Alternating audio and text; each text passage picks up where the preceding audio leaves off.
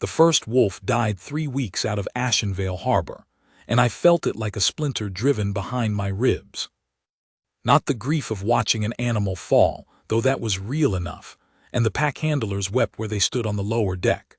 No, what I felt was something deeper and more frightening, a thread inside my chest going slack. A bond thread, one of perhaps 40 that had been woven into me the morning I took my father's crown and became Alpha King of Ironmere, a king whose life was braided to his wolves as surely as it was braided to his pack. When Orvan, my oldest werewolf, gray-muzzled and steady as iron, lay down on the salt-wet planking and did not rise, I stood at the prow of the ironwake and gripped the rail until my knuckles ached, and I told no one what I had felt. There was no one left to tell. My first commander, Aldrin, had enough to manage 17 ships fighting a winter sea, 10,000 souls in their holds, and a destination none of us had seen. I was the king. I did not show them the splinter.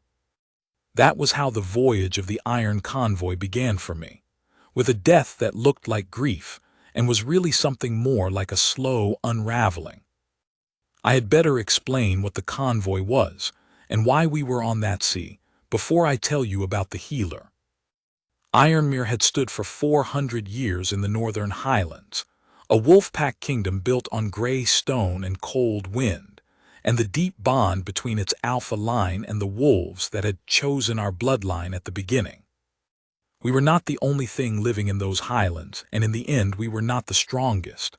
A blight came, not a plague, not an army, but a slow and implacable dimming of the land itself, as if the earth had decided it was done with us. The highland grass went silver, then gray, then would not grow at all. The wolf pups came into the world smaller each season. The bond threads between the Alpha King, between me, and the pack's werewolves grew thinner year by year, as though a hand was slowly pulling at a stitch. My senior council named it what it was, the bond sickness. The land that had sustained our wolf bond for 4 centuries was dying, and we would die with it if we stayed. So we left, all of us. 17 ships, everything we could carry, seed grain, the remaining werewolves, the council records, the children, the elders, the healers, the craftsmen, the grieving.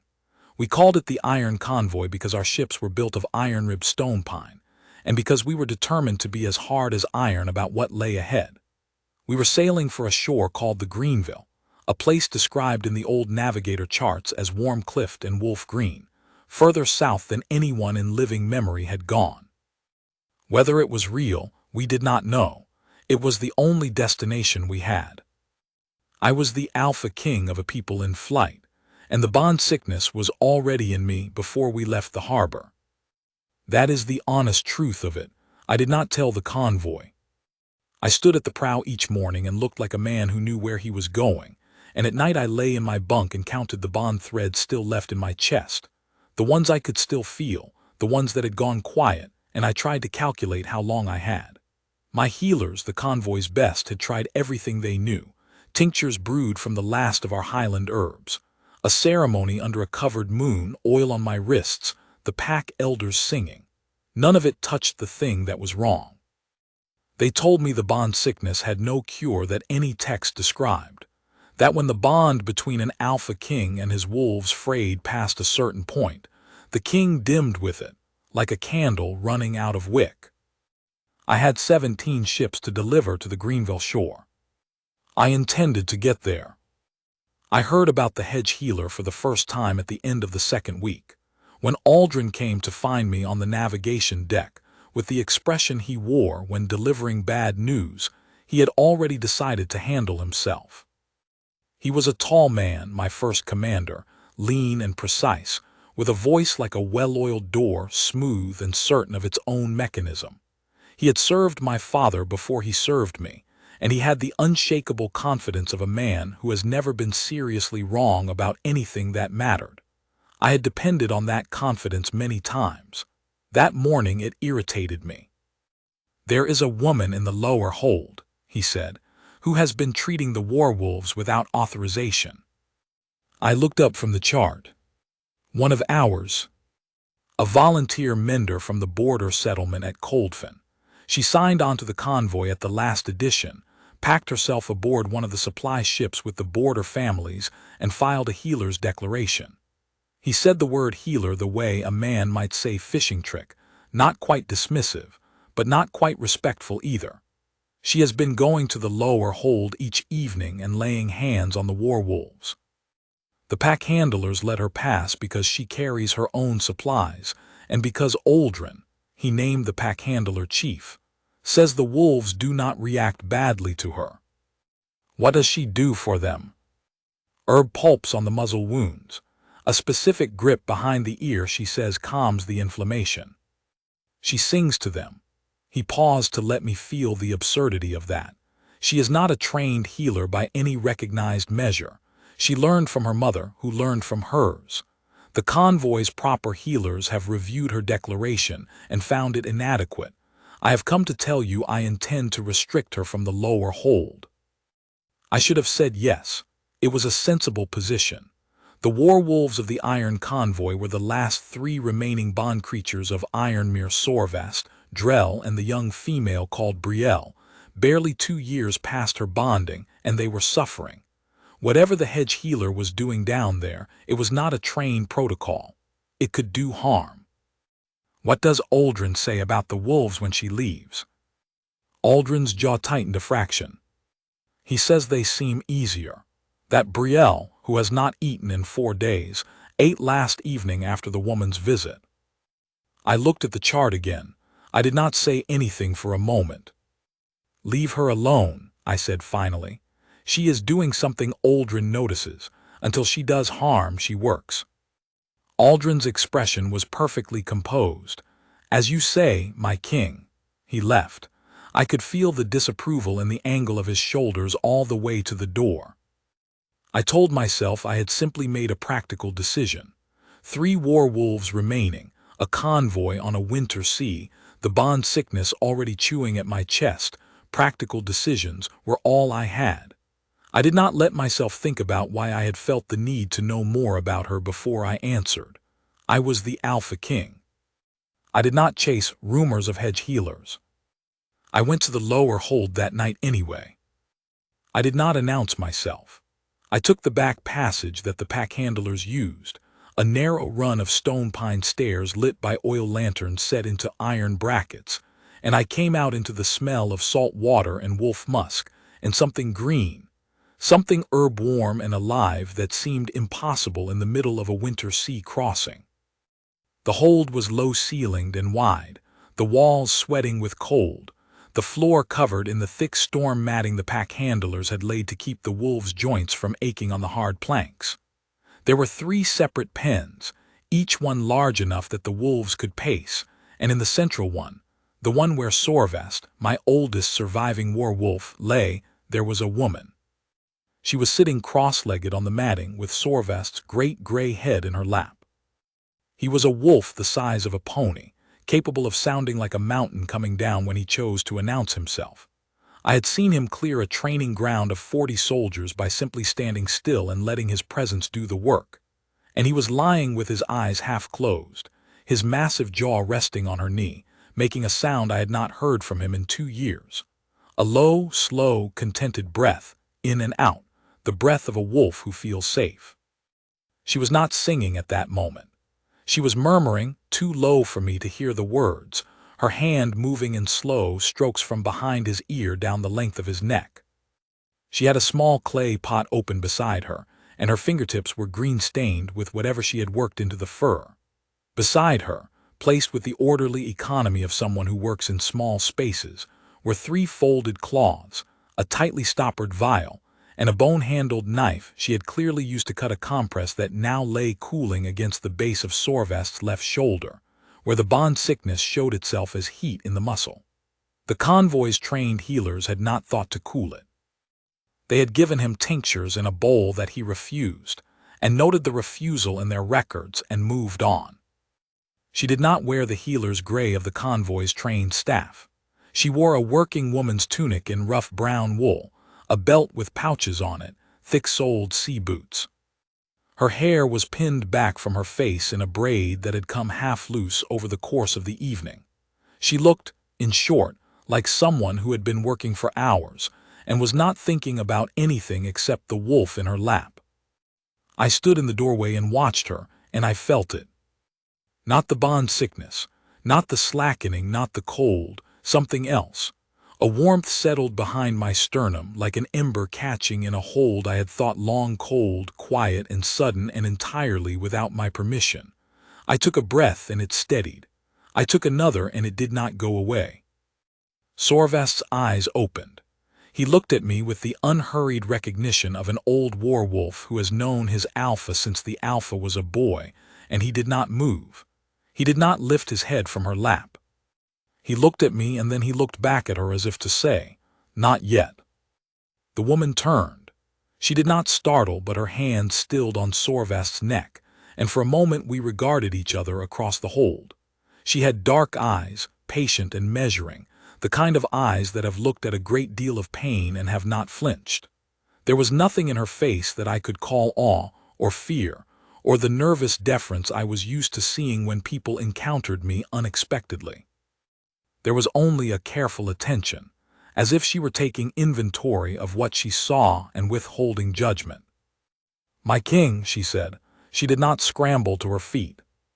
She kept her hand on Sorvast's neck, because removing it abruptly would have disturbed him, and a woman who understood wolves well enough to have him in her lap understood that. I registered the fact. "He is eating again," I said. It was not a question. I had read Aldrin's report. "Since yesterday," she said. "He was not sick in the way the convoy's healers thought. The bond strain in him looks like inflammation to someone who does not know what to look for. The herbs reduce the physical pain, but what he needed more was someone to hold the weight of his head for a while."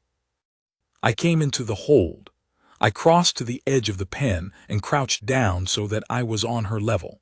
It put me closer to her than I had been to anyone outside the council in months. The ember warmth behind my ribs did not diminish at the shorter distance. If anything, it spread. "Where did you learn that?" I asked. "My mother kept a wolf, a small one, a forest bond wolf from the southern reaches. She could not afford a healer when it sickened. She learned to read what the wolf needed rather than what a text prescribed." She paused. "I learned from watching her. The convoy's healers say your declaration is inadequate." "It is," she said, without embarrassment. "I am not a trained healer. I am a woman who knows wolves and herbs and paying attention. I did not come aboard to challenge the trained healers. I came because the border families needed a mender, and because—" She glanced at Sorvast, who had closed his eyes again. "I could see from the harbor that the werewolves on your ships were suffering in a way no one was addressing correctly. And you thought you could address it." "I thought I could try," she said. "I knew they might send me away." I looked at her for a long moment. She met my eyes without dropping hers, not with boldness exactly, but with the steadiness of someone who has nothing to prove and knows it. "What is your name?" I said. "Sen," she said, "of Coldfen." "Stay in the lower hold as long as you need, Sen of Coldfen," I said. "Whatever you require from the supply stores, tell Aldrin." I left before she could thank me, because I did not want thanks. I wanted to stand in the cold passage and press the heel of my hand to my sternum and understand what I had felt, and I did not want a witness for it. I pressed my hand there and stood very still, and the warmth did not leave. I had been Alpha King for 11 years. I had learned in those years to take the measure of things that could not be explained by the texts and the laws. The bond between an alpha line and its wolves was one of those things. The fated mate bond was another. I had never felt the second one.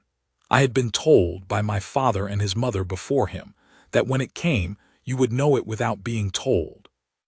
That it would not announce itself in trumpet call and ceremony, or not always.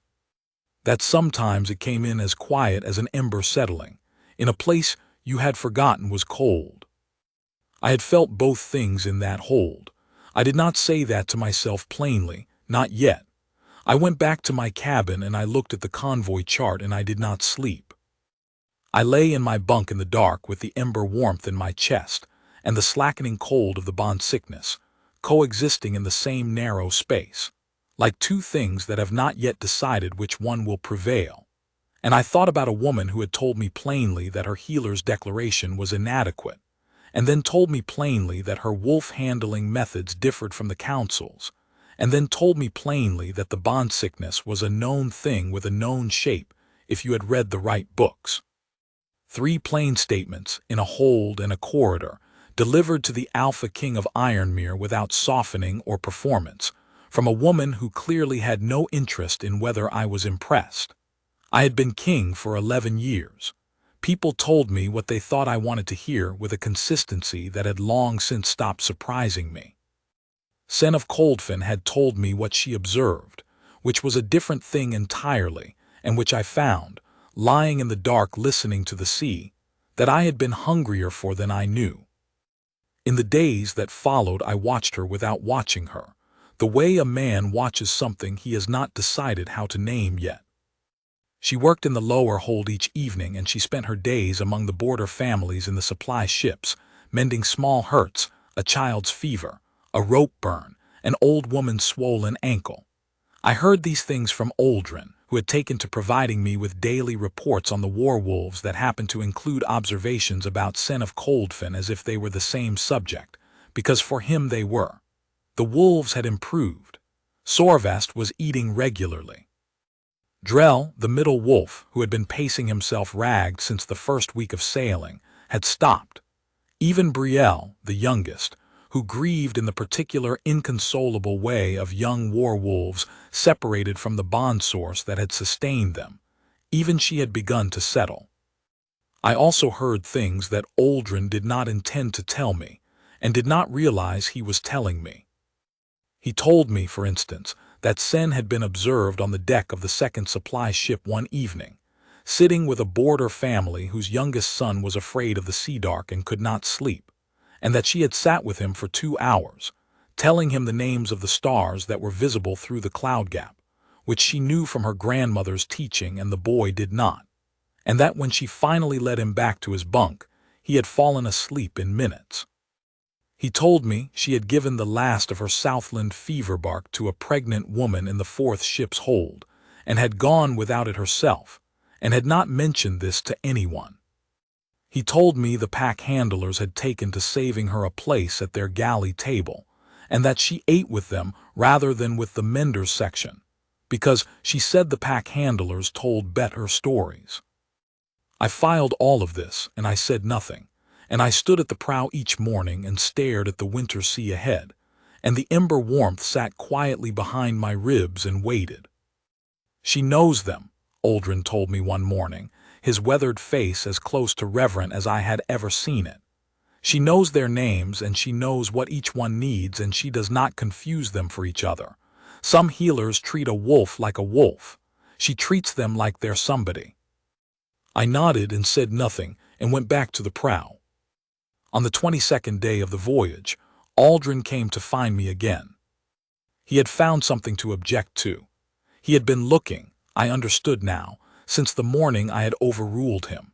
He was not a petty man, but he was a precise one, and an overruled decision sat in him like a burr until he found a legitimate way to remove it. The hedge healer has been making recommendations to the convoy's senior healer council, he said. She has suggested changes to the wolf management protocols.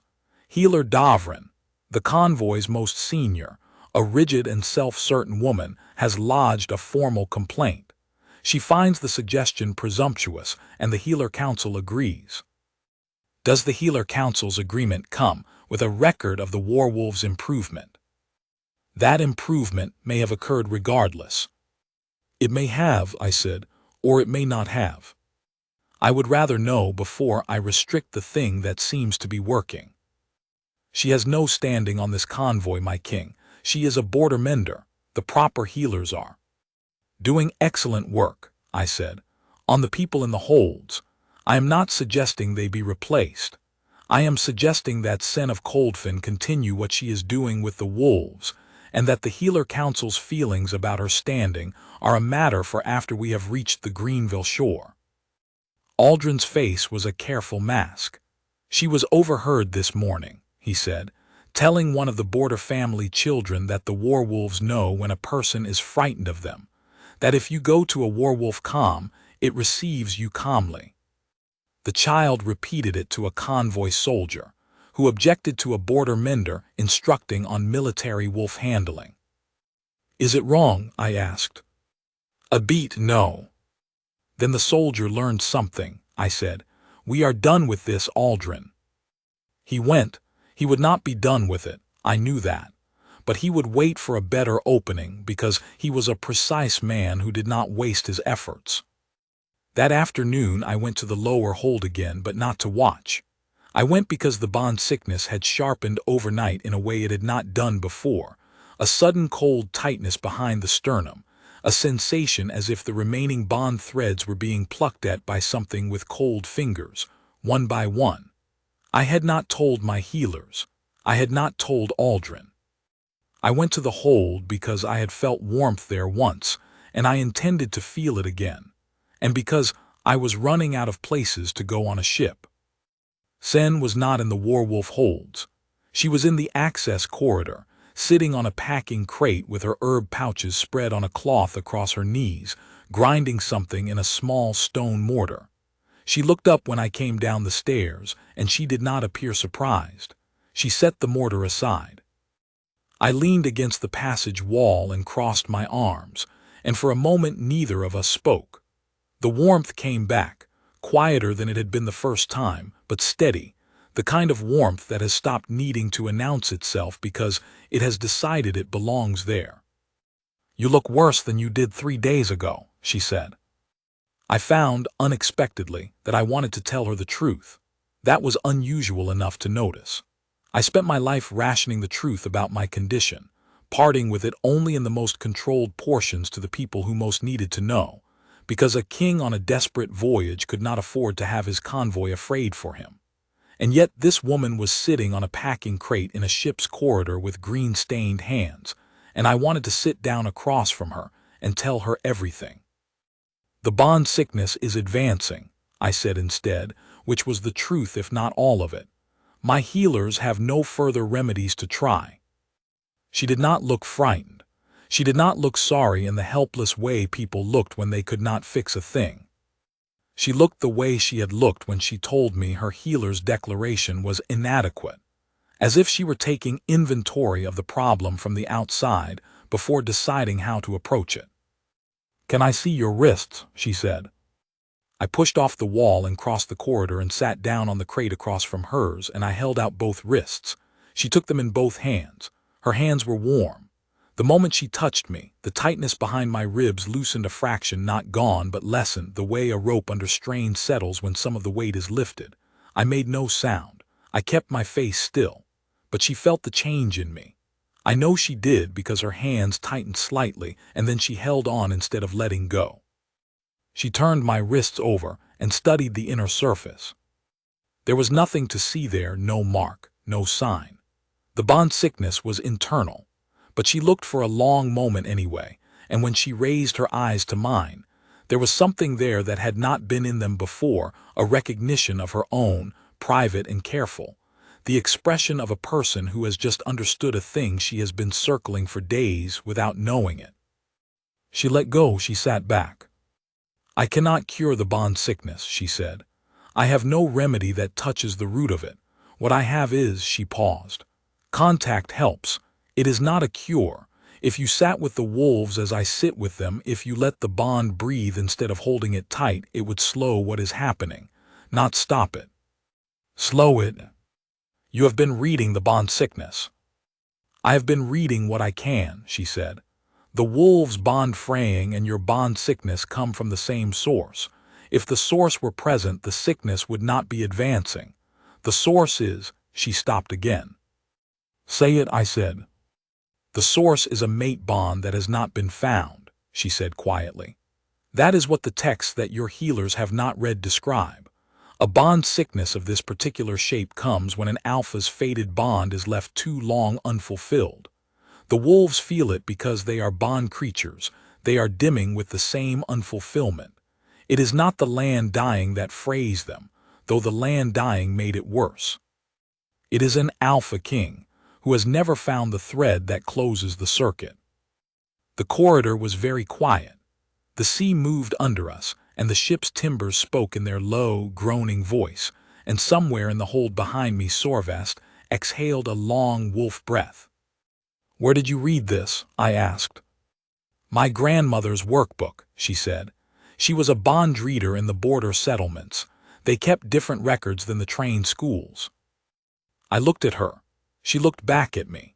The ember warmth had become something steadier, a settled heat that ran along the inside of my ribs and sat at the back of my throat and meant, I understood with absolute clarity in that moment, that she already knew what I was only now saying plainly to myself.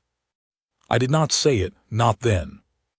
It was too new, and she was sitting very still with the composed expression of a woman who is waiting to see what a king will do with information he has just received, and I respected her too much to tumble forward into something she had not been given a chance to choose. "Thank you," I said. I stood, I looked down at her, "for everything you have done for the wolves." "They are magnificent," she said simply. "It was not a burden."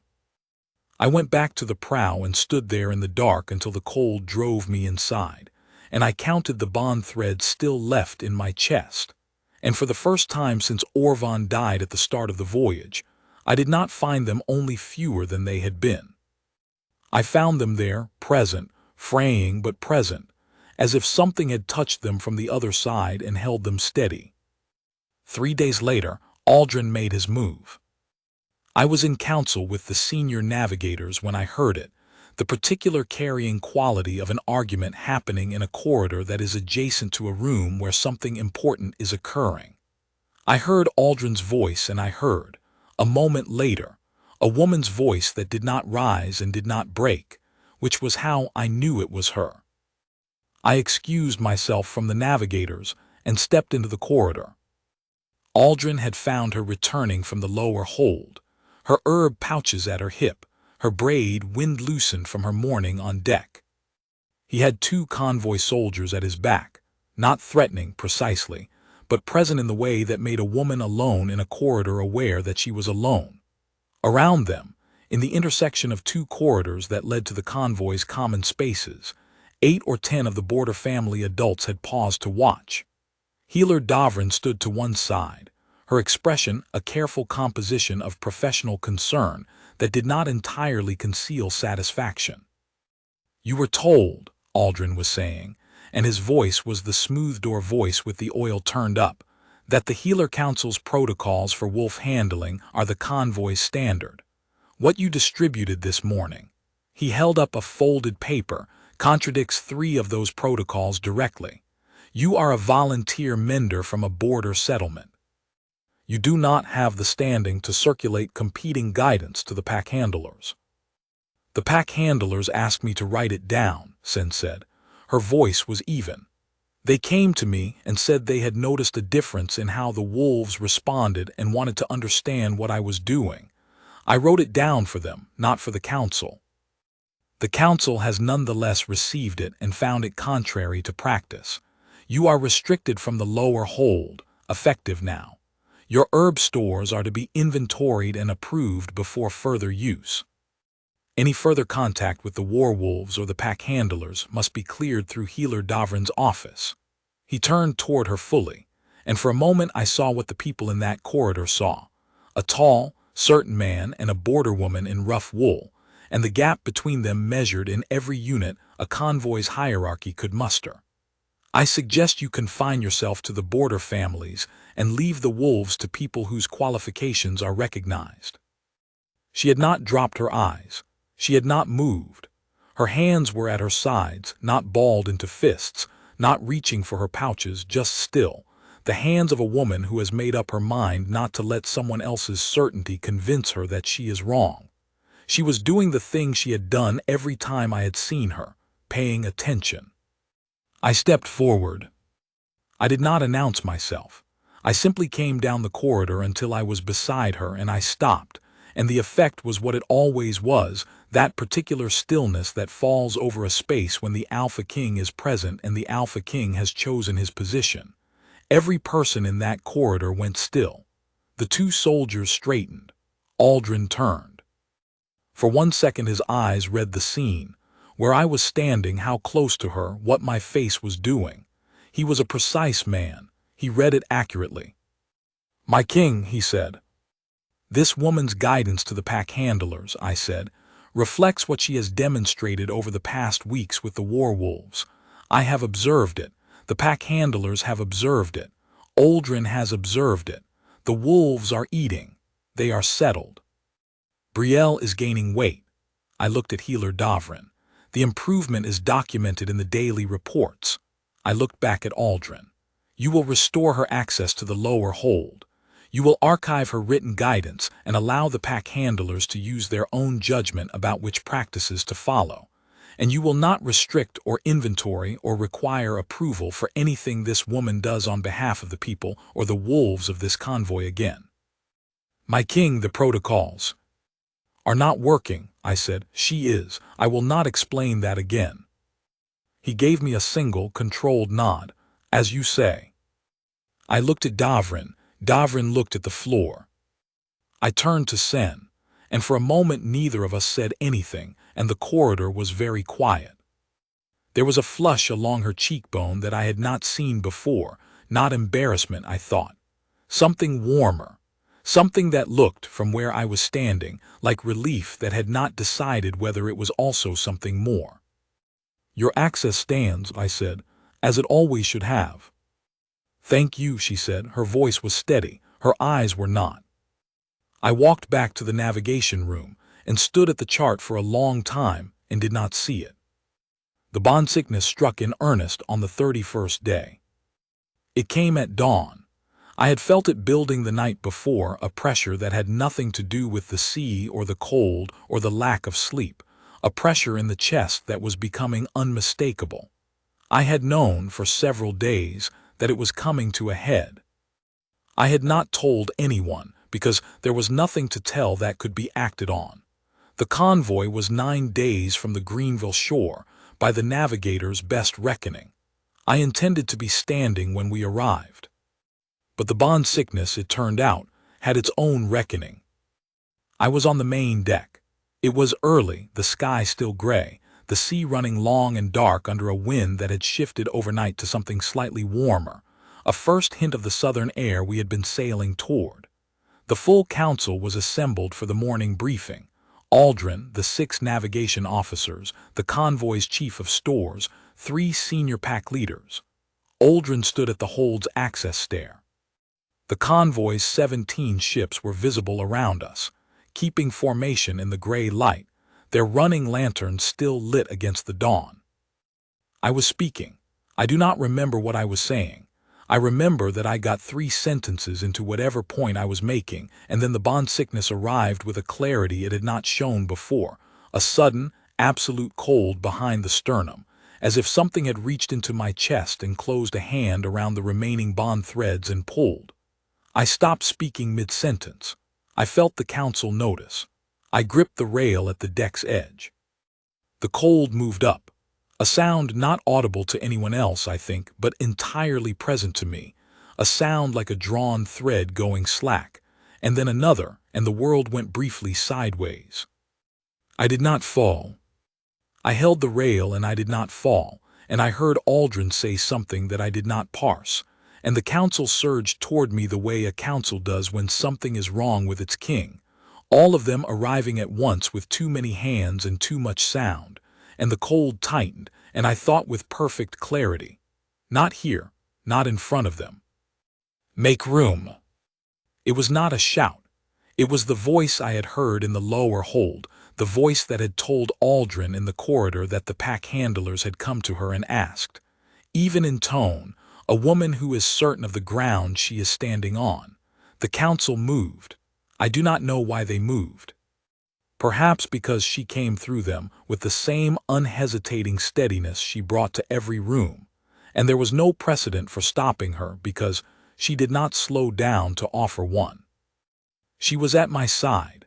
Her hands were already on my wrists, both of them, her grip firm and warm, and the cold in my chest lurched and caught, the way fire catches when you lay the right thing against it.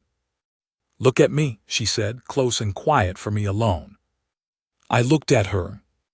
The warmth came. Not the ember this time, a true warmth, a warmth that had a source, that ran from her hands into my wrists and up through my arms, and settled in my chest like a door opening onto a room full of firelight. The cold did not leave entirely, but it stopped its advance. I took a breath that reached all the way down. I took another. Something blazed on my wrist.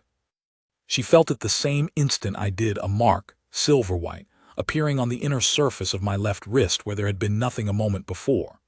The mate mark of the alpha line, the mark that the histories described and that I had carried as an empty space for 11 years, was blazing into existence on my skin, and on hers I looked at her wrist and saw it there, the same mark, silver against brown, bright enough to read in the gray dawn light.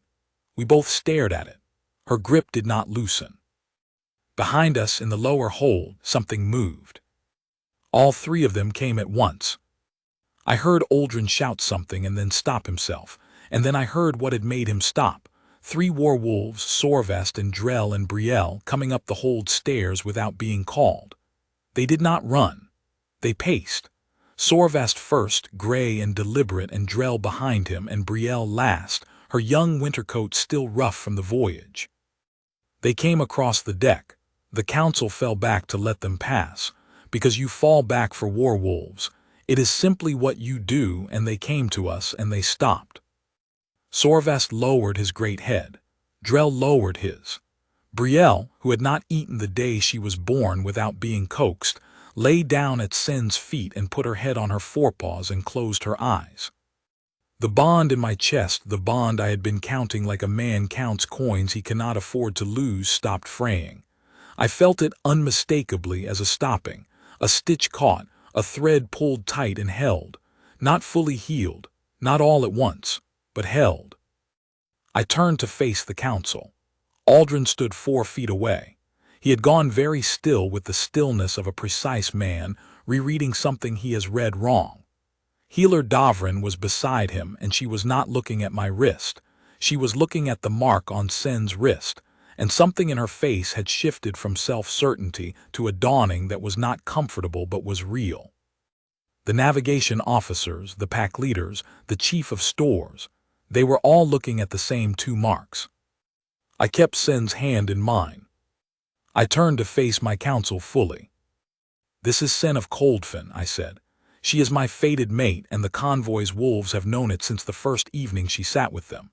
She has been tending our war wolves and our border families for a month on a ship that was busy finding reasons not to see her. That ends now." I looked at Aldrin directly. "She speaks with my authority. Her access is full, her standing is equal to any head of department, and her counsel on the wolves is standing convoy protocol." I paused. "Does anyone have a question?" No one spoke. Aldrin held my gaze for a moment, and then he looked at Sen, and then he bowed his head with the correctness of a man who accepts what he has been shown. "My king," he said. Davrin said nothing. She looked at the mate mark on Sen's wrist, and at the werewolves at her feet, and she did not look like a woman whose professional position had been vindicated. I felt that was appropriate. I turned back to Sen.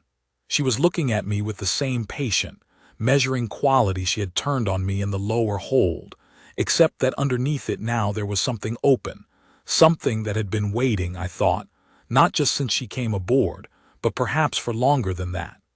She was holding my wrist as if she had been doing it all her life and had simply been interrupted. "I did not intend it to happen like this," I said quietly for her. "I know," she said. "It was not patient." "The bond was not interested in being patient," I said. A corner of her mouth moved. "No," she agreed. "I noticed that about it." I did not let go of her hand. Behind us, Brielle had gone to sleep on the warm salted planking, and Sorvest had sat back on his haunches, and Drell was watching the horizon with the calm, outward attention of a wolf who has found what he was straining toward and can now simply look at what is in front of him. I understood the feeling exactly. In the days that followed, the convoy changed around her. Not all at once. Nothing real changes all at once. But the way Aldrin spoke about her in the morning reports shifted from careful observer to matter-of-fact steward, and the pack handlers who had been slipping down to the lower hold after their shifts to talk with her no longer slipped. They went openly. The boarder families who had trusted her since Coldfin found that their trust was no longer a small and private thing, but was backed by the weight of the convoy's recognition.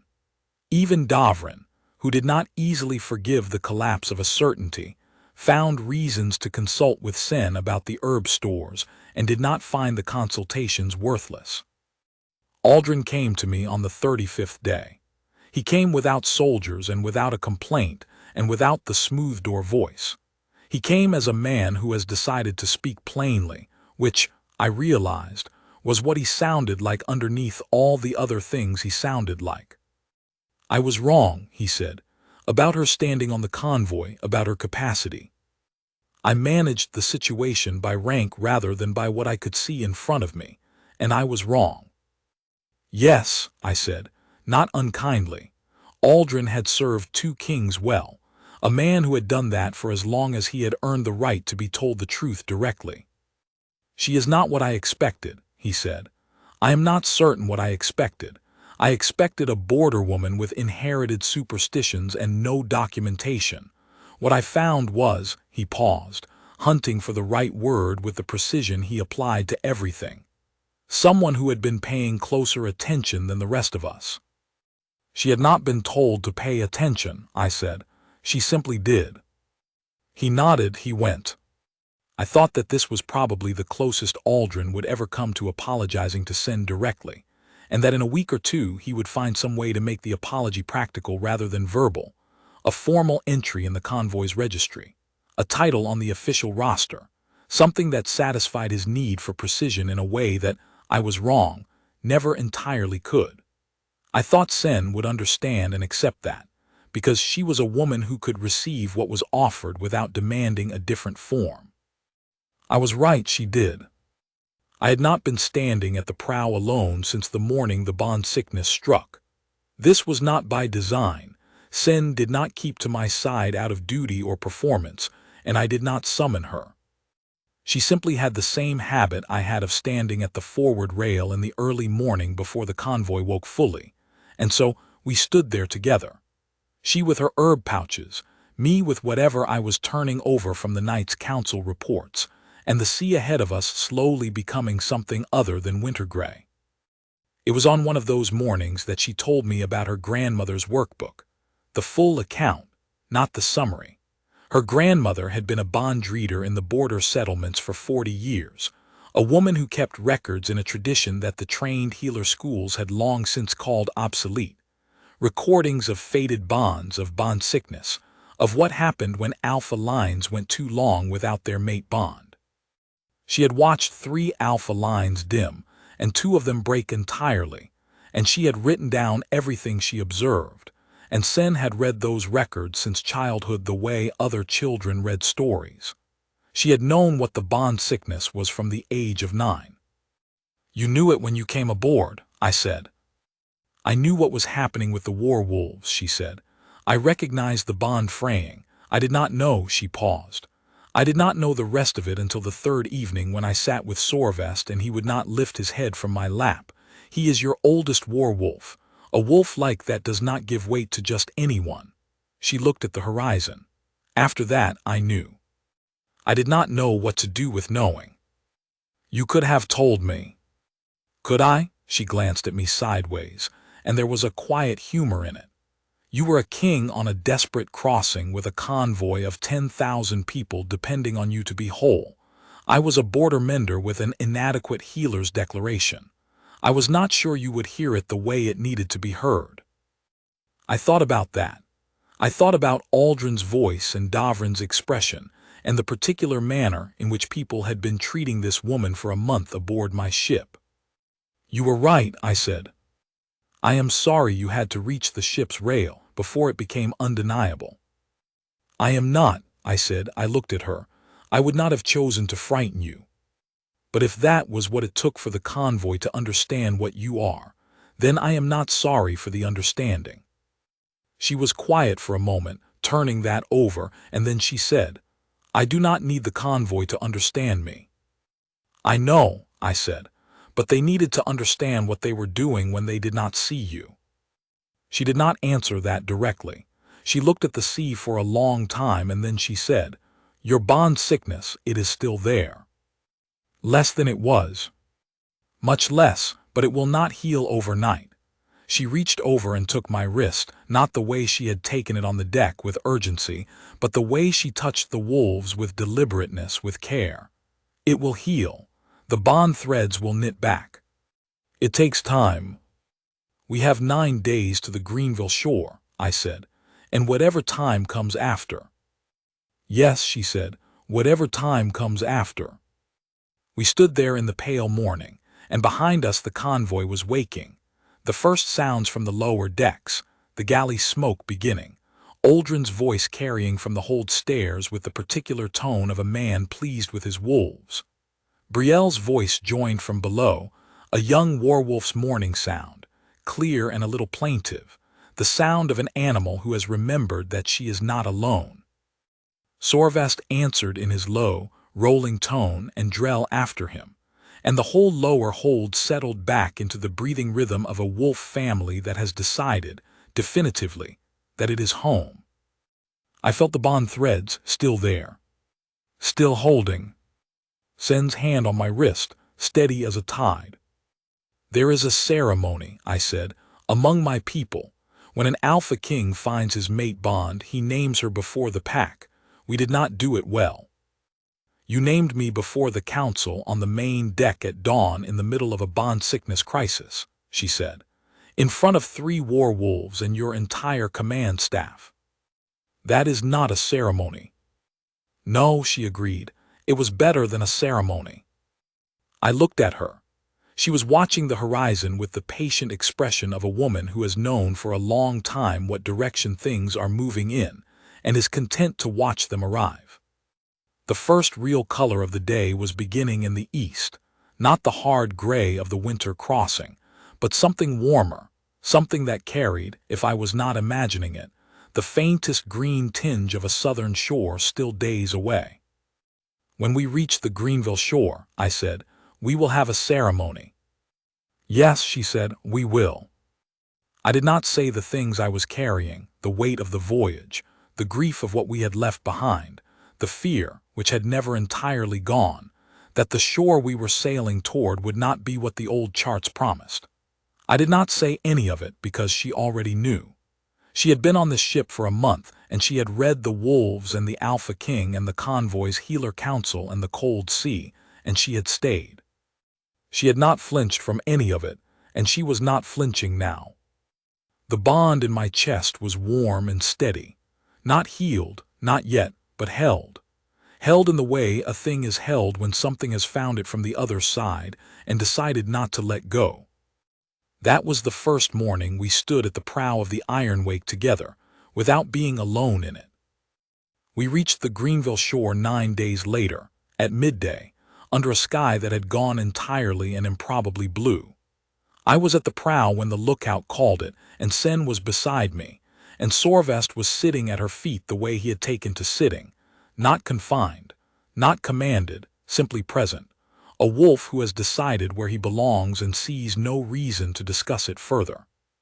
When the shore became visible through the convoy's long glasses, cliffs, green and gold, just as the old charts had promised, and a wide green bay curving inward to what looked, even from a distance, like good ground, there was a sound that went through the convoy's 17 ships that I do not have words for. Not a cheer exactly. Something older and more animal than a cheer. The sound of 10,000 people who have been afraid for a very long time and have just been given permission to breathe. I put my arm around Sen's shoulders. She leaned into it briefly, and then she straightened again, because she was not a woman who leaned for long, only long enough to take what she needed, which was not much. I understood that about her by then. She was careful about how much she asked for. It was one of the things I intended to spend time dismantling, gently and without making a campaign of it, over the years we had ahead of us. Behind us, Brielle stood up and pointed her nose at the sky and howled, a sound that the young wolves only make when something in the air tells them the destination has arrived.